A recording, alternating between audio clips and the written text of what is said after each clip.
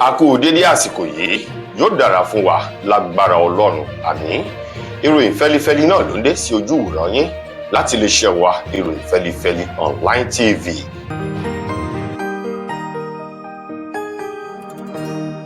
Ìròyìn fẹ́lifẹ́li TV,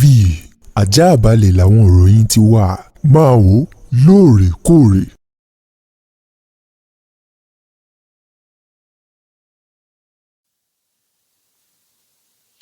Ẹ káàbọ̀ padà, ìròyìn rèé lẹ́kùnrẹ́rẹ́. Ẹni tó jẹ́ alákòóso fún olúùlú orílẹ̀-èdè wa Nàìjíríà ìlú Àbújá, ọ̀gbẹ́ni Nyesom Ezenwa Wike, òun mà ló ti ní ààrẹ orílẹ̀-èdè yìí Bọ́lá Tinubu ló ń sa gbogbo ipá àti agbára láti lè mú ayé rọrùn fún àwọn olùgbé ìlú Àbújá àti orílẹ̀-èdè Nàìjíríà lápapọ̀. Nyesom Wike tó sọ ọ̀rọ̀ náà ní abúlé kan níbi àkànṣe àwọn ètò ìdàgbàsókè èyí tí ètò ìṣèjọba Bọ́lá Tinubu tó ń ṣe tó ń ti iṣẹ́ èyí tí alákòóso ọ̀hún Nyesom Wike ń ṣe káàkiri ìlú Àbújá kí ìlú ọ̀hún lè dùn ún lò, kó lè dùn ún gbé, kó sì lè rọjú fún àwọn olùgbé ìlú Àbújá. Níbi ètò náà èyí tó wáyé ní ọjọ́ ìṣẹ́gun tí í ṣe ọjọ́ keje nínú oṣù kẹwàá ọdún yìí náà ni Nyesom Wike ló ti tẹnu bọ̀rọ̀. Ó ní ẹni tí ò bá gbọ́ tẹnu ẹ̀gà wọ́n ní ariwo lásán ilẹ̀ yẹ oko ń pa ò. Ó lẹ́ni tí ò bá súnmọ́ ààrẹ kò ní lè sọ pàtó iṣẹ́ tí ààrẹ Bọ́lá Tinubu ṣe. Ó ní ṣùgbọ́n ẹni tó súnmọ́ tó sì ní àfojúsùn pẹ̀lú ìfarabalẹ̀ ni yóò mọ̀ wípé ààrẹ Bọ́lá Tinubu ló ń gba gbogbo ìyànjú àti agbára láti lè jẹ́ kí nǹkan kó rọgbọ fún gbogbo mùtúmùwà ọmọ orílẹ̀-èdè Nàìjíríà, pàápàá jù àwọn olùgbé ìlú Àbújá ò. Onídìí rèé tó jẹ́ wípé ọ̀pọ̀lọpọ̀ àwọn àkànṣe iṣẹ́ ó ń lọ lọ́wọ́ nílùú Àbújá láti lè jẹ́ kí ìlú náà kó dùn ún wò, kó sì lè rọjú fún gbogbo ènìyàn, pàápàá jù gbogbo àwọn mẹ̀kúnnù, kí nǹkan kó lè rọrùn fún wọn. Nípa ìdí èyí, Nyesom Wike wá béèrè fún ìfọwọ́sowọ́pọ̀ àti ọ̀rọ̀ ìyànjú tó ń ti àdúrà àwọn ará ìlú àtọmọ orílẹ̀-èdè Nàìjíríà fún àtìlẹ́yìn ètò ìṣèjọba Bọ́lá Tinubu kó lè ṣe àṣeyọrí àti ọ̀pọ̀lọpọ̀ àwọn àkànṣe iṣẹ́ èyí tí ètò ìṣèjọba rẹ̀ tó ra wọlé kó lè ṣe àṣeyọrí ní gbogbo ọ̀nà. Gẹ́gẹ́ bí Nyesom Wike ti ṣe alákòóso fún olúùlú orílẹ̀-èdè yìí bó ti sọ̀rọ̀ náà níbi ètò ọ̀hún èyí tó wáyé nílùú Àbújá lọ́jọ́ ìṣẹ́gun ọ̀sẹ̀ èyí tá a wà nínú rẹ̀ yìí. Ìpàdé alátìlẹ̀kùnmọ́rí ńlá kan ló wáyé láàrin àwọn ògbónágbòǹgbò àgbà ọ̀jẹ̀ olóṣèlú ti ẹgbẹ́ òṣèlú African Democratic Congress, ẹgbẹ́ òṣèlú ADC lọ́sẹ̀ yìí, gẹ́gẹ́ bí ìpàdé ọ̀hún èyí tó kó àwọn àgbà ọ̀jẹ̀ nínú ẹgbẹ́ òṣèlú náà tó kó wọn jọ nínú ìpàdé alátìlẹ̀kùnmọ́rí ṣe èyí tó wáyé nílùú Àbújá láti wo ọ̀nà àbáyọ èyí tí wọn yóò gbà kí wọ́n lè rí ètò ìbò sí ipò ààrẹ kí wọ́n lè rí gbà kúrò lọ́wọ́ ẹgbẹ́ òṣèlú APC lọ́dún 2027. Níbi ìpàdé náà èyí tí a ti rí ẹni tó jẹ́ alága ẹgbẹ́ òṣèlú African Democratic Congress ADC tó ti fìgbà kan jẹ́ ààrẹ ilé ìgbìmọ̀ aṣòfin àgbà tẹ́lẹ̀ rí, èyí ọ̀gbẹ́ni David Mark, èyí tó léwájú ìpàdé alátìlẹ̀kùnmọ́rí gbọ̀ngbọ̀n ṣe ọ̀hún. Bákan náà gómìnà tẹ́lẹ̀ rí ní ìpínlẹ̀ Ọ̀ṣun ọ̀gbẹ́ni Rauf Arẹ́gbẹ́ṣọlá òun náà ń bẹ níbi ìpàdé náà. Akọ̀wé àgbà sí ìjọba àpapọ̀ tẹ́lẹ̀ rí Babachir Lawal òun náà ń bẹ níbi ìpàdé ọ̀hún, àti Ọ̀záìmẹ̀ Òzúbọ̀ àwọn náà níbi ìpàdé náà, àti àwọn bẹ́ẹ̀ bẹ́ẹ̀ lọ tó fi jẹ́ gbogbo àwọn àgbààgbà àti ẹni tó jẹ́ alukoro akọ̀wé àgbà ẹgbẹ́ òṣèlú ọ̀hún alákòóso tẹ́lẹ̀ rí Malam Bọ́lájí Abdullahi òun náà wà níbi ìpàdé náà tó dá fìrìgbàgbó lórí ọ̀nà àbáyọ láti lè gba orílẹ̀-èdè Nàìjíríà kúrò lọ́wọ́ ìjọba amúnisìn APC, gẹ́gẹ́ bí wọ́n ti sọ wípé òun ni wọ́n ṣe tí wọ́n sì tilẹ̀kùn mọ́rí ṣe lórí ọ̀rọ̀ wípé olófòfó kó yẹra. Wọ́n fẹ́ ṣe ìpàdé ọmọ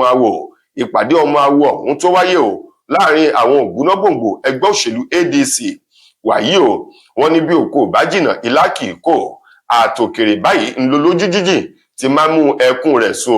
wọ́n ní lórí bí wọ́n ó ṣe gbà á tí gbogbo nǹkan yóò sì lọ ní ìrọwọ́rọsẹ̀ láìsí wàhálà fàákájà kankan nínú ètò ìbò ọdún 2027, àti wípé bá a ti gbọ́ nílé ọkọ náà la ti gbọ́ nílé àlè. ó ṣeé ṣe kí ẹgbẹ́ òṣèlú APC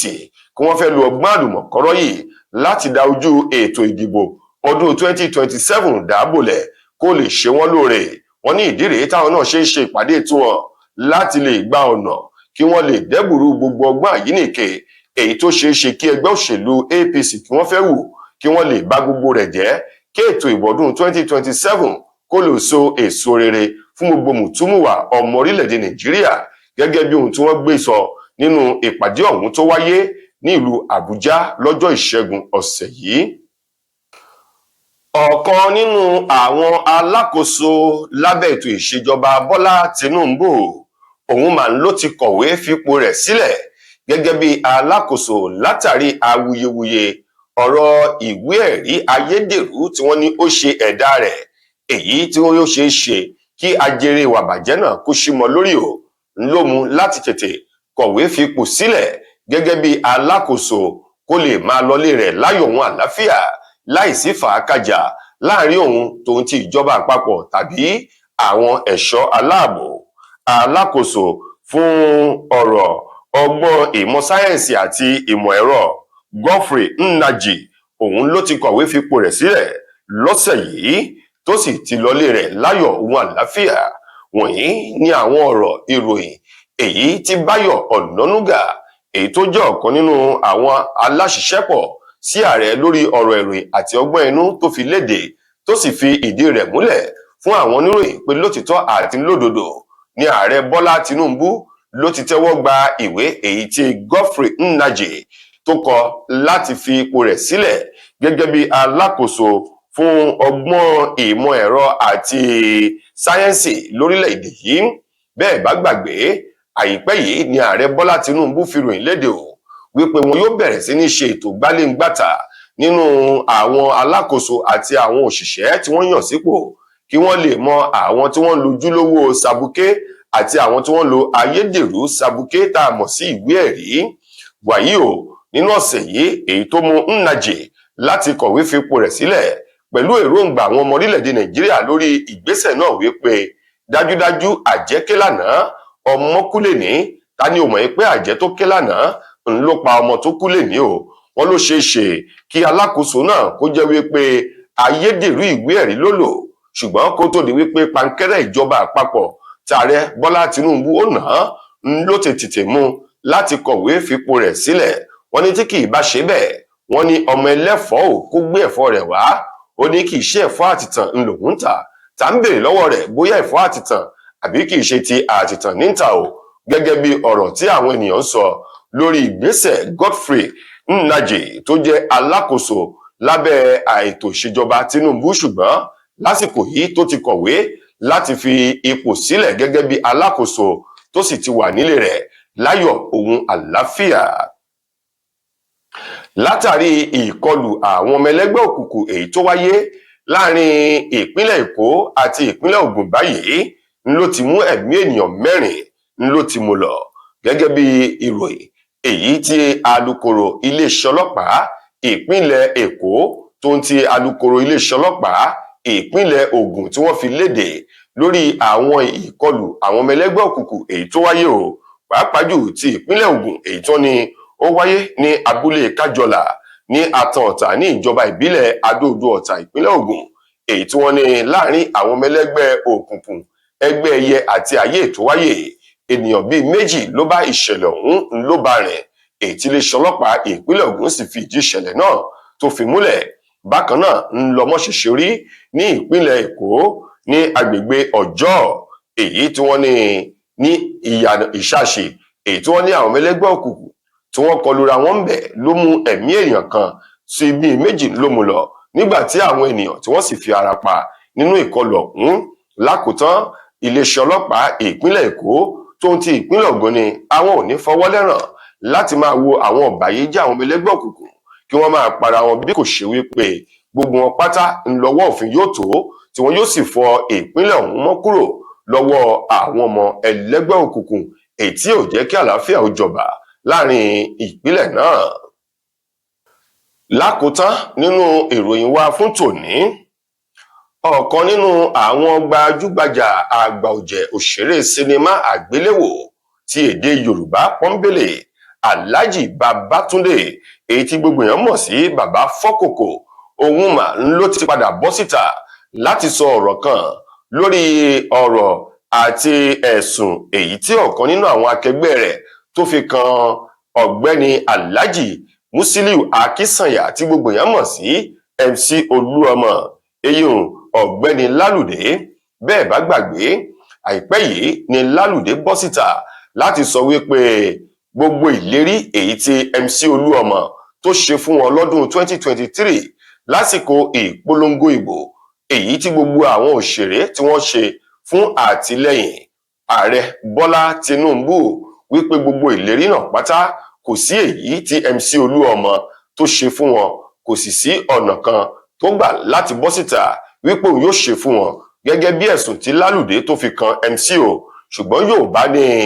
ìlú gángan lọ̀ráyè, ohun tó bá kọjú sẹ́nìkan yóò kọ ẹ̀yìn sẹ́lòmíì,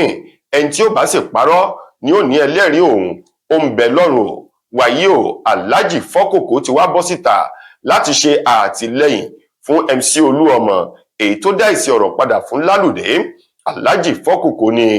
kò síbì kankan èyí tí MC Olúọmọ tó ti ṣe àdéhùn pẹ̀lú àwọn òṣèré wípé òun yóò fún wọn ní owó tàbí ẹ̀bùn kan lẹ́yìn ìpolongo ìbò ọdún 2023 bí kò ṣe wípé ó ní òun yóò rí dájú wípé oníkálukú wọn ni wọ́n fi nǹkan sí ẹnu, tóun bá sì ní ipá àti agbára òun yóò fún wọn, bí ó sì sí kẹ́nikẹ́ni kó má béèrè lọ́wọ́ òun, gẹ́gẹ́ bí ohun tí Alhaji Fọ́kòkò tó sọ wípé MC Olúọmọ ó sọ ó ní nínú ọ̀rọ̀ ọ̀hún, ó ní kò sí ẹ̀rí àbí ọ̀rọ̀ kan tó fi hàn wípé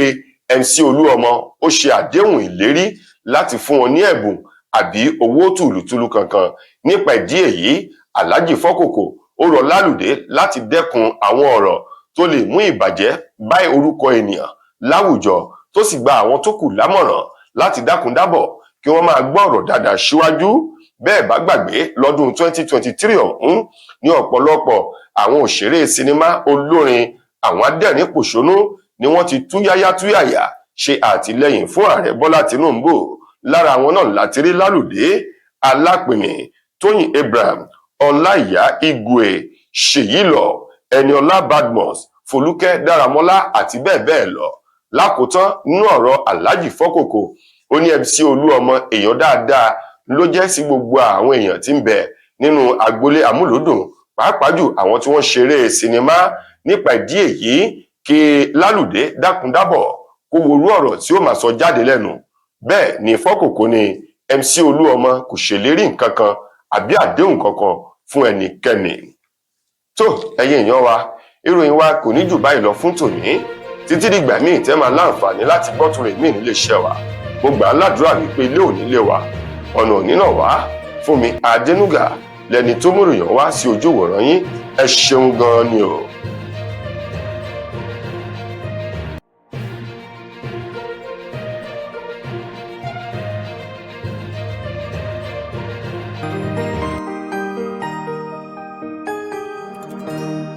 Ìròyìn Fẹ́lifẹ́li TV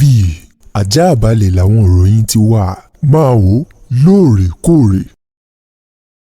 Mo kí gbogbo ojú tí wò mí ti ń gbọ́ mi jákèjádò orígun mẹ́rẹ̀ẹ̀rin àgbáyé. Orúkọ mi ni Ambassador Àkànfẹ́ Ìwò tí mo jẹ́ agbẹnusọ fún iléeṣẹ́ X2 Ultimate Herbal International Limited. Níléeṣẹ́ wa bí láti màmọ̀ dájú nǹkan kan tí eléyìnbó ń pè ní Health is Wealth, ìlera lọ́rọ̀. Kì í ṣàfẹnujẹ́ nìkan tá a bá ń gbọ́ ọ̀nì sétí, torí gbogbo lọ́gbọ̀n àwọn èèyàn ni wọ́n ń kojú àìsàn tí a pè ní ìfúnpá gíga. Ìdí nìyí tí iléeṣẹ́ X2 Ultimate Herbal fi ṣètò oògùn ìfúnpá gíga fún ní powder àti ní olómi. Kò tán síbẹ̀, oògùn ìtọ̀ ṣúgà ó wà ní iléeṣẹ́ X2 Ultimate Herbal International Limited ní powder àti ní olómi. Òun náà lẹ̀ ń wò yìí. Oògùn ọ̀pẹ́ ẹ̀yìn wà tí a ti ṣe lọ́jọ̀ fún ẹni tó bá ń kojú ọ̀pẹ́ ẹ̀yìn torí gẹ́gẹ́ bí ìṣòro. Iléeṣẹ́ wa níbí ní oògùn ẹ̀ tó lè bá wọn tán rẹ̀ lójú ọgbọ́n. Bákan náà, ogunlọ́gọ̀ àwọn èèyàn ni wọ́n jẹ́ oníbìísí tí wọ́n ti rora wọn pín wípé ọlọ́run ò lè ṣe ṣùgbọ́n tó jẹ́ pé àìsàn kan sómìíràn ní kọjú ọmọ bíbí wọn ó wà níléeṣẹ́ X2 Herbal International Limited.